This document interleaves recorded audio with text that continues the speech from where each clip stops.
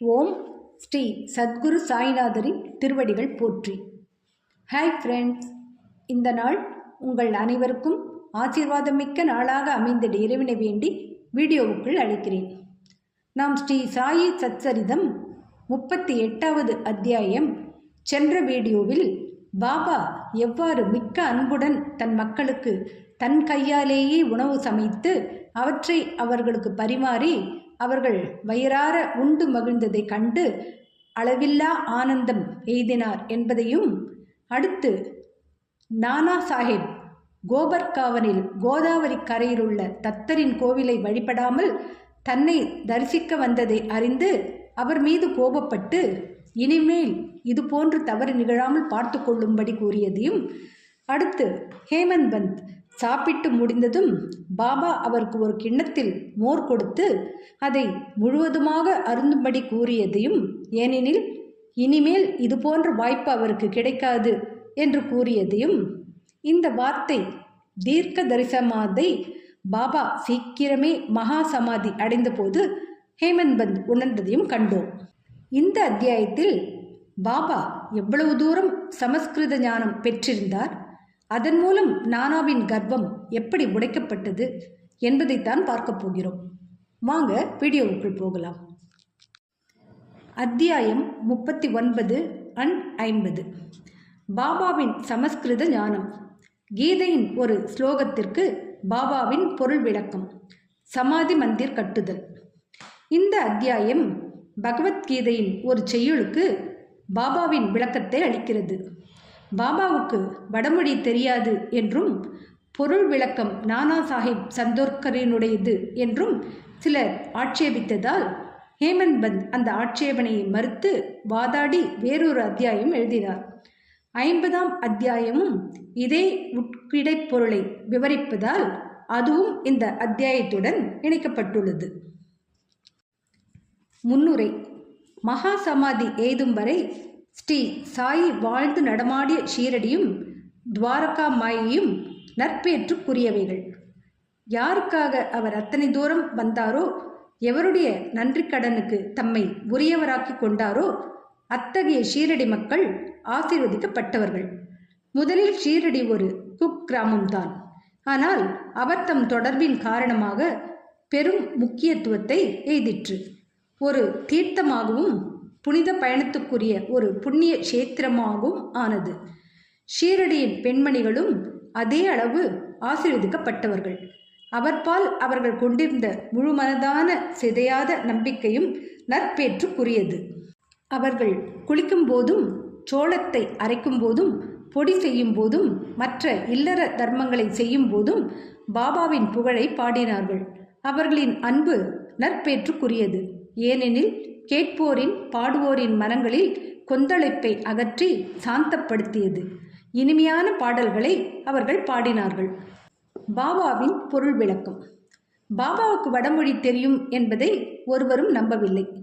ஒரு நாள் நானா சாஹேப் சந்தோர்கருக்கு கீதையின் ஒரு செய்யுளுக்கு சிறந்த பொருள் விளக்கம் அளித்து அனைவரையும் அதிசயத்தில் ஆழ்த்தினார்.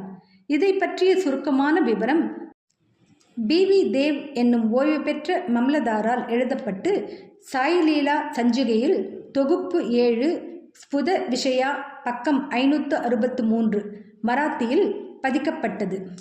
சகோதரர் பி.வி. நரசிம்மசுவாமி எழுதிய 2 நூல்களான சாய்பாபாவின் சாசனாபிருத திருமொழிகள் பக்கம் 61, த ஒண்டரஸ் செயின்ட் சாய்பாபா பக்கம் 36 ஆகியவற்றில் இதை பற்றிய சிறு தகவல் வருகின்றது.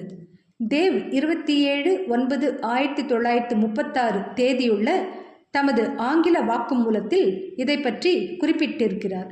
இது மேற்குறித்து சுவாமி எழுதிய பக்தர்களின் அனுபவங்கள் 3 பக்கம் 66லும் பதிக்கப்பட்டு இருக்கிறது. இப்பொருள் குறித்து நானா சாஹேபிடமிருந்து பி.வி. தேவ் நேரடி தகவல் பெற்றாராதலால் அவருடைய கூற்றையே கீழே அளிக்கிறோம். நானா சாஹேப் சந்தோர்கர் வேதாந்தத்தில் ஒரு சிறந்த மாணவர். அவர் கீதையை விளக்கங்களுடன் பயின்று இருக்கிறார். அவைகள் எல்லாவற்றையும் பற்றி தாம் மிகவும் கற்று சிறந்த அறிவாளி என கர்வமடைந்தார். இவைகளை பற்றியோ வடமொழியை பற்றியோ பாபாவுக்கு ஒன்றுமே தெரியாது. என்று கற்பனை செய்து கொண்டார். எனவே ஒரு நாள் பாபா குட்டை அம்பலப்படுத்தினார். இந்நாட்கள் பாபாவிடம் கூட்டம் திரளத் தொடங்குவதற்கு முன்பாகும். அப்போது அத்தகைய அடியவர்களிடம் பாபா தனியாக உரையாடல் நிகழ்த்துவதுண்டு. நானா அவர் அருகில் பாபாவின் கால்களை பிடித்து விட்டு கொண்டு எதையோ முணுமுணுத்து கொண்டிருந்தார். பாபா, நானா, உனக்குள்ளேயே என்ன முணுமுணுத்து கொண்டிருக்கிறாய்? நானா, வடமொழியிலிருந்து ஒரு ஸ்லோகத்தை நான் ஒப்பித்து கொண்டிருக்கிறேன். பாபா, என்ன ஸ்லோகம்? நானா, பகவத்கீதையிலிருந்து.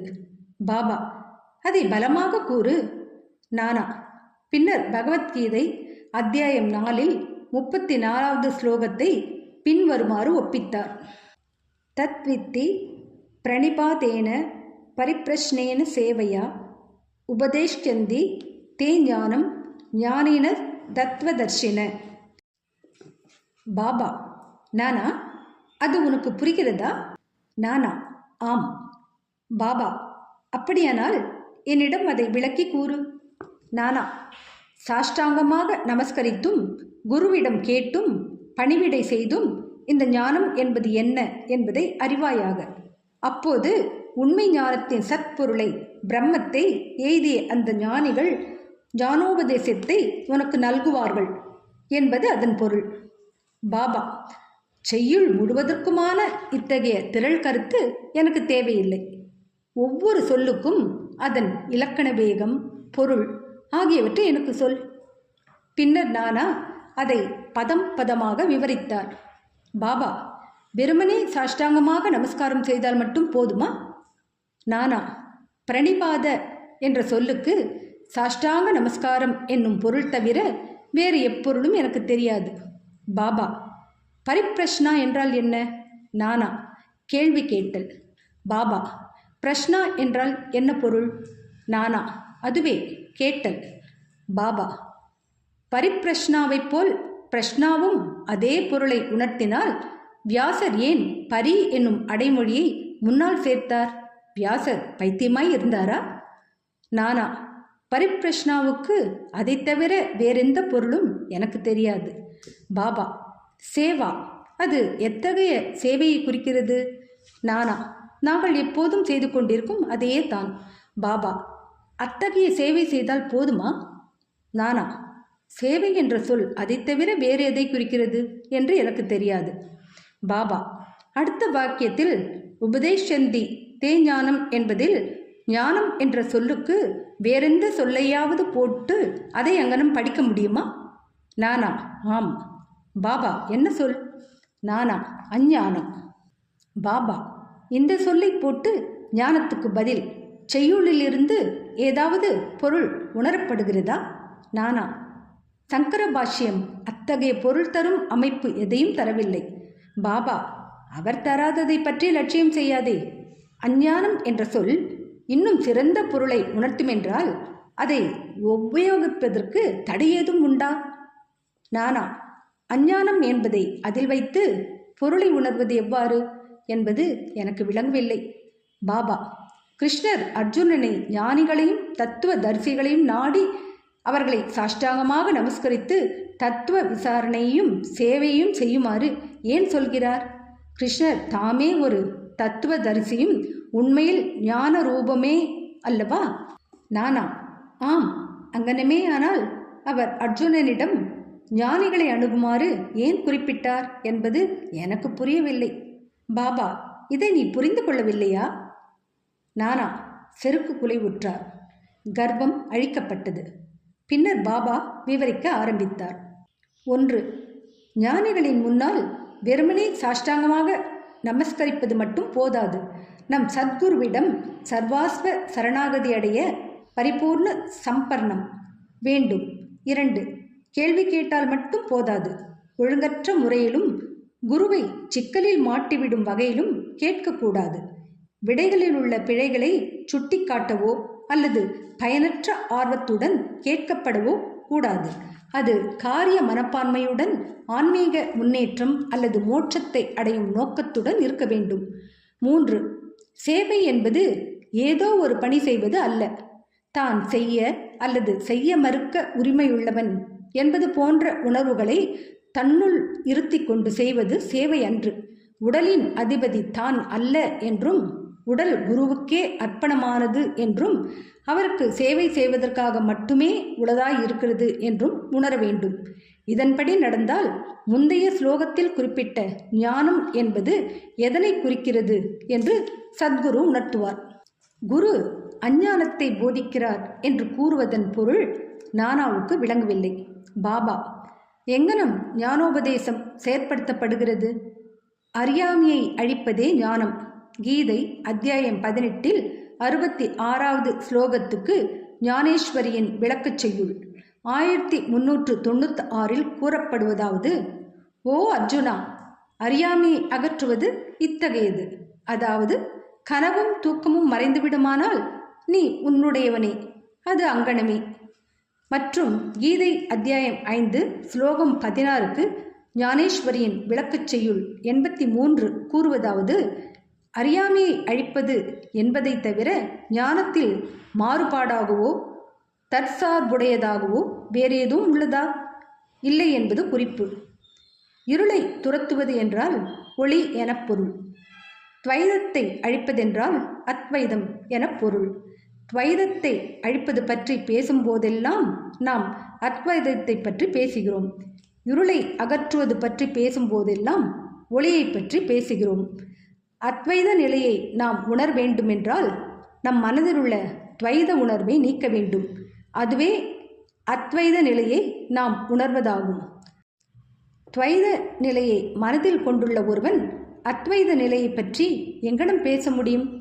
அப்படி ஒருவன் பேசுவானாகில் அதே நிலையை அடைந்தாலொழிய அதை எங்கனம் ஒருவன் அறிய முடியும், உணர முடியும்?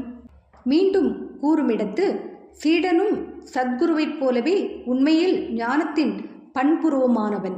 மனப்பான்மை, மேலான உணர்வு, மிகச்சிறந்த அமானுஷ்ய சத்துவ நிலை, ஒப்பற்ற செயலாற்றல், ஐஸ்வர்ய யோகம், தெய்வீக சக்திகள், இவைகளிலேயே சீடனுக்கும் குருவுக்கும் உள்ள வேறுபாடு நிலவுகிறது.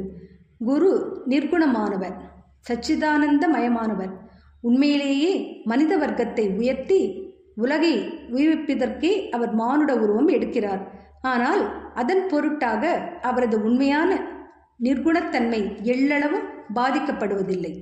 அவர்தம் வியாபகம் அல்லது உளதாயிருக்கும் தன்மை, தெய்வீக சக்தி, ஞானம் முதலியன குறைவதில்லை. உண்மையில் சீடனும் அதே ஸ்வரூபத்தில் தான் இருக்கிறான். கணக்கற்ற பிறப்பு இறப்புகளுடைய முன் வினைகளின் விளைவானது அறியாமை என்னும் ரூபத்தில் அவன் பார்வையினின்று தான் சுத்த சைதன்யன் என்பதை அறிய விடாமல் மறைக்கிறது. பகவத்கீதை அத்தியாயம் 5 ஸ்லோகம் 15. இங்கனம் மேலே கூறப்பட்ட விதமாக அவன் நான் ஜீவன், தான் ஒரு தாழ்வான பரிதாபமான ஜீவன் என்று எண்ணுகிறான். அறியாமை ஆகிய இவ்வேர்களை குரு கிள்ளி எறிந்து அவனுக்கு உபதேசம் அல்லது அறிவுரை அளிக்க வேண்டும். தாழ்வான ஈனமான எல்லற்ற பிறவிகளை எடுத்து பல முடிவில்லாத பிறப்புகளினால் திக்பிரமை அடைந்துள்ள சீடனுக்கு குரு நூற்றுக்கணக்கான பிறப்புகளில் நீ கடவுள், நீ வலிமையுள்ளவன், நீ செல்வமுள்ளவன் என்று உபதேசித்து அறிவுறுத்துகிறார். பின்னர் தானே உண்மையில் கடவுள் என்பதை சிறிதளவு உணர்கிறான். சீடன் உழன்று கொண்டிருப்பதான மாயத்தோற்றமானது யாதெனின் தானே உடல் என்றும் தானே ஜீவன் என்றும் அகங்காரம். பரமாத்மாவாகிய கடவுளும் உலகமும் தன்னிடமிருந்து வேறுபட்டவைகள் என்பதும் ஆகும். இது கணக்கற்ற முற்பிறவைகளில் அவன் மரபுரிமையாக பெற்ற பிழையானதொரு கருத்தாகும். அந்த மாயையின் அடிப்படையிலான செயல்களால் மகிழ்ச்சி, துயரம் இரண்டையும் கலந்து அனுபவிக்கிறான். இம்மாயையை, இப்பிழையை, இந்த அறியாமையின் வேரை அகற்றுவதற்கு அவன் விசாரணை செய்ய துவங்க வேண்டும். எங்கனம் இந்த அறியாமை உண்டாகிறது, அது எங்கு உள்ளது, இதை அவனுக்கு உணர்த்துவதுதான் குரு உபதேசம். அஞ்ஞானம் என்பது கீழ்கண்டவையே: 1. நான் ஒரு ஜீவன், ஜந்து. 2. உடம்பே ஆத்மா, நானே உடல். 3. கடவுள், உலகம், ஜீவன் இவையெல்லாம் வேறானவை. 4. நான் கடவுள் அல்ல. 5. உடல் ஆத்மா அன்று என்பதை அறியாமல் இருத்தல். 6. கடவுள், உலகம், ஜீவன் இவைகள் எல்லாம் ஒன்று என்பதை அறியாமல் இருத்தல். இப்பிழைகள் எல்லாம் அவனது கவனத்துக்கு கொண்டு வரப்பட்டாலன்றி ஜீவன், உலகம், உடம்பு இவைகளெல்லாம் என்ன? அவைகள் ஒன்றுக்கொன்று தொடர்புடையவையா, ஒன்றுக்கொன்று மாறுபாடானவையா, அல்லது அனைத்தும் ஒன்றே தானா என்பதை சீடன் அறிந்து கொள்ள முடியாது. இவைகளை அவனுக்கு போதித்து அவனது அறியாமையை அழிப்பதே இந்த ஞானம். அஞ்ஞானம் இவைகளின் போதனைகளாகும். ஞானமூர்த்தியாக ஜீவனுக்கு ஏன் இந்த ஞானம் போதிக்கப்பட வேண்டும்? உபதேசம் என்பது அவரது தவறை சுட்டிக்காட்டி அறியாமையை அழிக்கவே ஆகும். பாபா தொடர்ந்தார். பிரணிபாத என்பது சரணாகதி. உடலால், உள்ளத்தால், செல்வங்களுடன் சரணாகதி அடைய வேண்டும். ஏன் கிருஷ்ணர் அர்ஜுனனை வேறு ஞானிகளை கேட்கும்படி கூறுகிறார்? நல்ல பக்தன் யாவற்றையும் வாசுதேவன் எனக் கொள்கிறான். பகவத்கீதை அத்தியாயம் 7 ஸ்லோகம் 9. எந்த குருவும் அடியவர்க்கு கிருஷ்ணர் ஆகிறார். குரு சீடனை வாசுதேவனாக நினைக்கிறார். இவர்கள் இருவரையும் கிருஷ்ணர் தம்முடைய பிராணனும் ஆத்மனுமாக கொள்கிறார். பகவத்கீதை அத்தியாயம் 7 ஸ்லோகம் 18 ஞானதேவரின் விளக்கம். அத்தகைய பக்தர்களும் குருவும் இருப்பதை கிருஷ்ணர் அறிந்திருப்பதால் அவர்களின் பெருமை உயர்ந்து திகழுதற் பொருட்டாகவும் அனைவரும் அறிதற் பொருட்டாகவும் அர்ஜுனனிடம் அவர்களை பற்றி சொல்கிறார். அடுத்து சமாதி மந்திர் உருவான விதத்தை பற்றி அடுத்த வீடியோவில் காண்போம். என்ன ஃப்ரெண்ட்ஸ், இந்த வீடியோ பிடிச்சிருந்தா லைக் பண்ணுங்கள், ஷேர் பண்ணுங்கள், சேனலை சப்ஸ்கிரைப் பண்ணுங்கள். எனக்கு இதுவரை சப்ஸ்கிரைப் பண்ணியுள்ள அனைவருக்கும் என்னோட மனமார்ந்த நன்றிகள். மீண்டும் அடுத்த வீடியோவில் சந்திக்கும் வரை உங்கள் அனைவருக்கும் நன்றி கூறி விடைபெறுகிறேன். வணக்கம்.